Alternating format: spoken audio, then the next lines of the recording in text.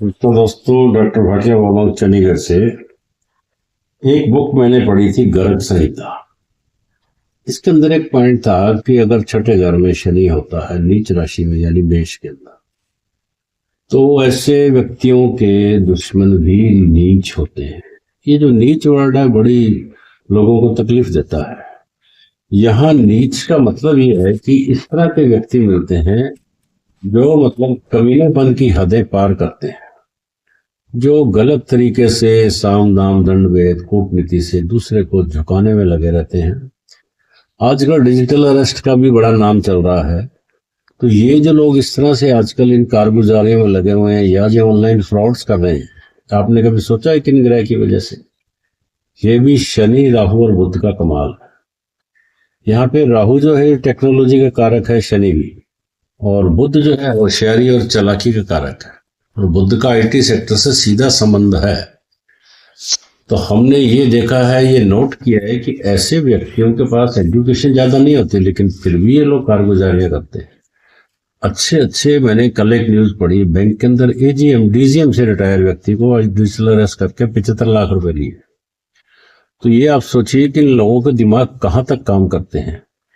मतलब मेरा कहने का यह है कि अगर शनि छठे घर में है और नीच राशि का संबंध है, तो ये लोग किसी भी स्तर तक जाके बुद्ध की चालाकियों का एक सहारा लेके कुछ भी काम कर सकते हैं। और आजकल ये जो टेक्नोलॉजी के अंदर आवाज बदल के बात करना, फ्रॉड कॉल्स भेजना, फ्रॉड लोगों से पैसा मांग लेना, अच्छे लोगों से फ्रॉड करके बैंक से पैसा निकाल लेना, ओटीपी लेके लोगों से ट्रांजैक्शन कर लेना, ये सब चीजें अच्छी तो नहीं है निश्चित रूप से, और ऐसे लोगों का भविष्य भी अच्छा नहीं है। लेकिन चूंकि अब ये इनके स्टार्स की फितरत है, शनि की, बुध की, राहु की। बुध तो वैसे भी जिसके साथ बैठ गया वैसा ही काम करता है।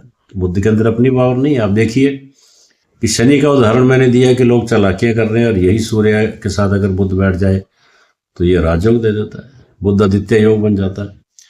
यही बुध आपका जो है गुरु के साथ बैठ जाए तो बड़ी चालाकियां चलता है, और ये अच्छे भले व्यक्ति को बोलना सिखा देता है। और गुरु और बुध का जिनका सहयोग जिन कुंडली में होता है वो बड़े अच्छे वकील होते हैं।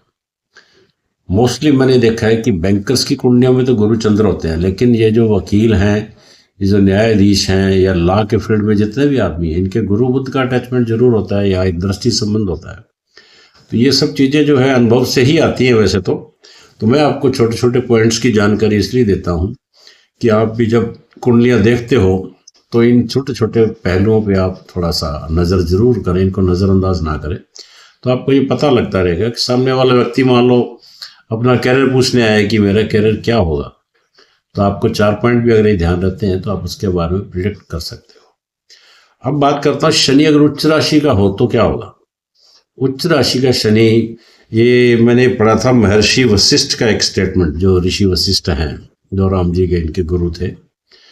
उन्होंने एक बार ये कहा था कि शनि जो है जिस कुंडली में उच्च का होता है उसके दुश्मन नहीं होते।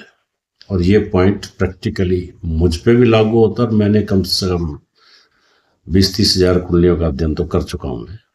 मोस्टली लोगों के अंदर ऐसा ही होता है, जिनका शनि उच्च का है, बुध के साथ है, वो व्यापार बड़ी चतुराई से करते हैं, वो अपने प्लान्स को लागू करने में कामयाब होते हैं।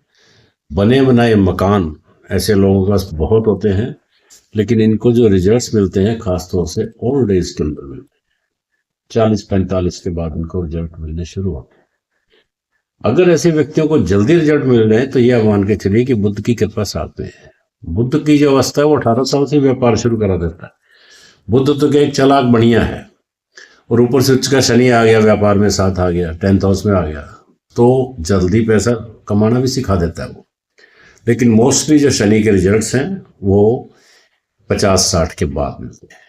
खासतौर से 72 के बाद भी लोगों को रिजल्ट्स मिल से देखे, जैसे मैंने अटल बिहारी जी की कुंडली है, 72 के बाद प्राइम मिनिस्टर बने, 2-3 बार बने। तो इस तरह से जो राजयोग की स्थितियां जो लोग शनि उच्च का लेके आते हैं जन्म कुंडली में, उनको लेटर स्टेज में मिलता है, लेकिन बहुत कुछ मिलता रहता है, नेम एंड फेम भी मिलता है। इसलिए शनि से घबराने की जरूरत नहीं है। और शनि उच्च का अगर आपका छठे घर में है तो आपको विदेश यात्राएं बहुत मिलेगी। और यह भी देखा गया है कि अगर आपका उच्च का शनि छठे घर के अंदर पड़ा है तो आपका कभी नर्वस सिस्टम की प्रॉब्लम नहीं आएगी। और एक आपको काम की बात और बताऊं, शनि हमारे ब्रेन के नर्वस सिस्टम को कंट्रोल करता है। तो कई बार हमने सुना है जी ब्रेन हेमरेज से डेथ हो गई, तो ऐसे व्यक्तियों को ब्रेन की प्रॉब्लम नहीं आती, क्योंकि न्यूरो सर्जन जितने भी हैं इन लोगों की कुंडलियों में शनि मोस्टली उच्च का पाया जाता है। तो इन सब बातों को मैं कुछ और अगली कड़ियों में हाईलाइट करूंगा। वेट कीजिए मेरे अगले वीडियो का। Thank you for watching.